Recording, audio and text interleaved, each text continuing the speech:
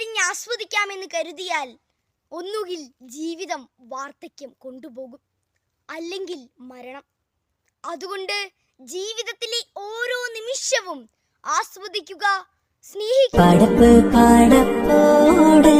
പിരിശത്തിൽ നിന്നോളെ പടച്ചോന്റെ കാരുണ്യം കിട്ടുന്നത് കണ്ടോളെ.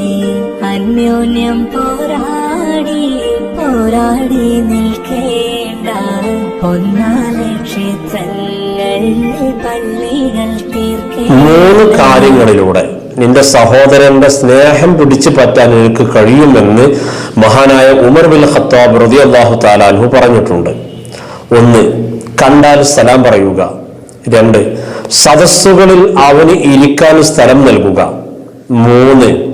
അവന്റെ പേരുകളിൽ വെച്ച് ഏറ്റവും അവന് ഇഷ്ടപ്പെട്ട പേര് വിളിക്കുക.